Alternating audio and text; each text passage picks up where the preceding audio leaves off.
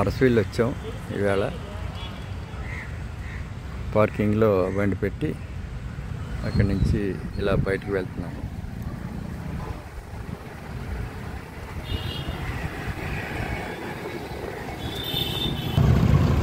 ఇది అరసవీళ్ళి రోడ్డు. ముందుకెళ్తే ఇక్కడ సూర్యసేజ కన్వెన్షన్స్ అని ఒక పెద్ద ఫంక్షన్ హాల్ ఒకటి ఉంది గుడికి ఎదురకుండా. ఇదన్నమాట ఆశ్రమ సంస్థల వారి సౌజన్యంతో శ్రీ సూర్యనారాయణ స్వామివారి దేవస్థానం అరసవెల్లి. లోపలికి వెళ్తే టికెట్లు తీసుకుని రావాలన్నమాట. ఇక్కడ సమాచార కేంద్రం అంతరాలయ దర్శనం టికెట్ ఒకరికి 100 రూపాయలు. లోపలికి వచ్చి ఇలా వెళ్ళడం. ఇక మా వెంకటి గారు కోళ్ళ అబ్బాయి, మా మిస్సెస్, ఇది అరసవెల్లి క్షేత్ర మహత్యం.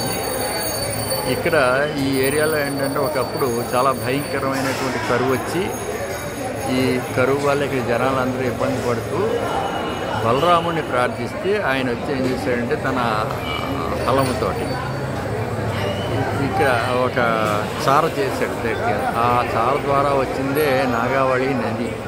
ఈ నాగావళి నదిని ఒడ్డున ఉన్నటువంటిది శ్రీకాకుళం. శ్రీకాకుళం పక్కనే ఉన్నటువంటిది అరసవెల్లి క్షేత్రం. అయితే శ్రీకాకుళం ఏర్పడకముందే అరసవెల్లి క్షేత్రం ఏర్పడింది. ఇక్కడ ఆయన ఏం చేశాడంటే ఈ నాగావళి నది ఒడ్డుకి తీసుకుని వచ్చి 5 లింగాలని ప్రతిష్ఠించాడు. ఎవరు? బలరాముడు ప్రతిష్ఠించి ఆయన దాన్ని ఏం చేస్తుండే పూజ చేస్తున్నాడు.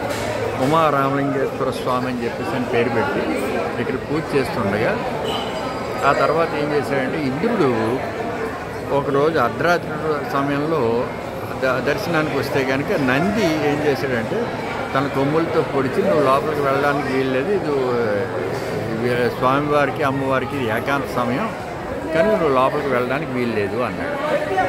ఆ క్షణంలో ఆయన కోపం వచ్చి కొంచెం గట్టిగా ఇచ్చేయకపోతే ఆయన నంది ఏం చేశాడంటే గట్టిగా ఓ కోట పడిచాడు. ఈయన కింద పడిపోతాడు.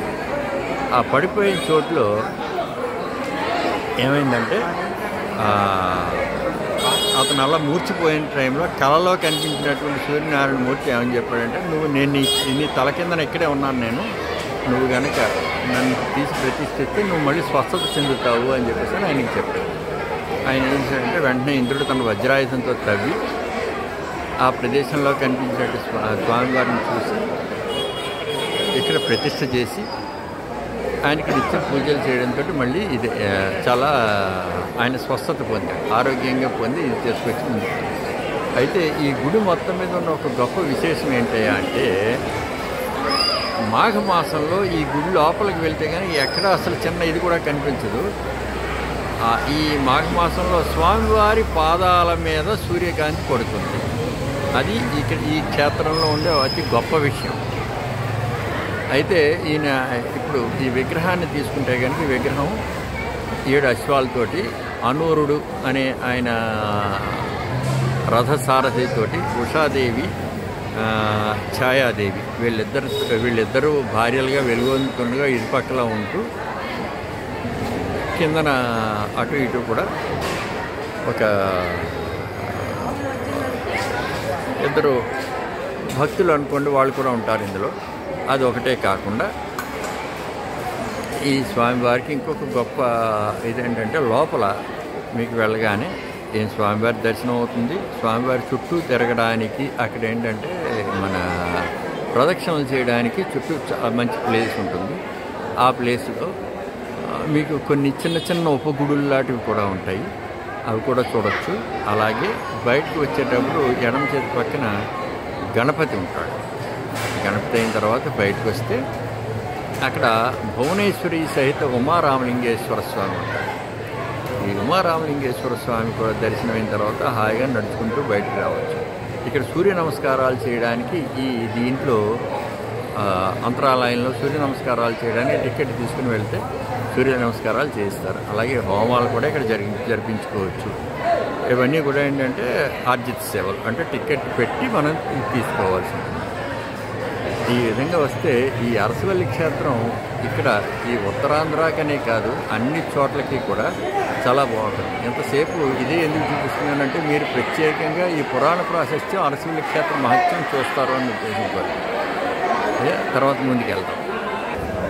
గుళ్ళల్లో ఇలాగా సూర్యనారాయణమూర్తి ఫోటోలు చిన్న చిన్నవి ఇవన్నీ కూడా బాగా అమ్ముతారు. ఇవన్నీ బళ్ళలో కానీ ఇంటి ముందు కానీ పెట్టుకొని తీసుకెళ్ళి వెళ్తాము. రకరకాల క్షేత్రాల తాలూకు అన్నింటినీ కూడా ఇక్కడ ఉంటారు. అలాగే చిన్న చిన్న ఉత్తరణలు అవి అన్నీ కూడా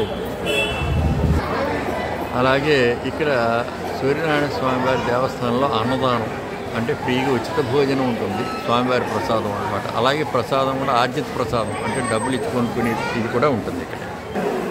ఇది కూడా ఒకసారి అంటే ఇంతకుముందు చూపించాను. ఇవి అయితే కానీ పాజ్ చేసుకొని చూడండి, దగ్గరగా కనిపిస్తుంది, బాగా బాగుంది.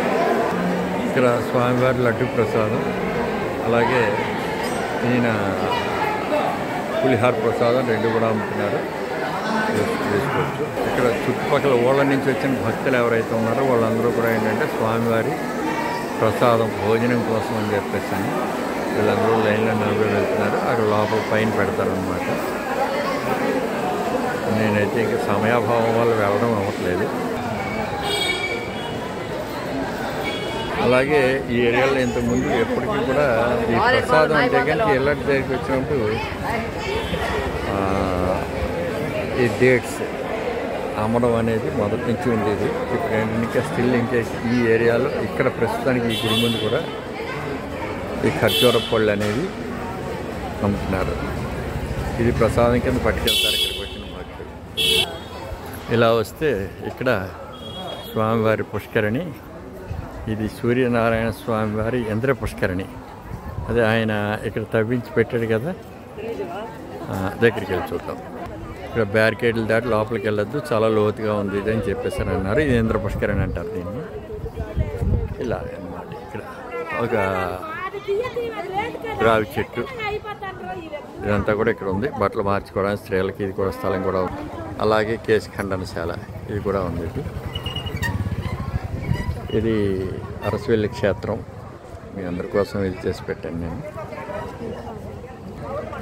మీకు ఈ వీడియో నచ్చినట్లయితే అందరూ షేర్ చేసుకోండి, నన్ను సబ్స్క్రైబ్ చేసుకోండి, షేర్ చేసుకోండి, 10 మందికి ఈ జ్ఞానాన్ని పంచండి.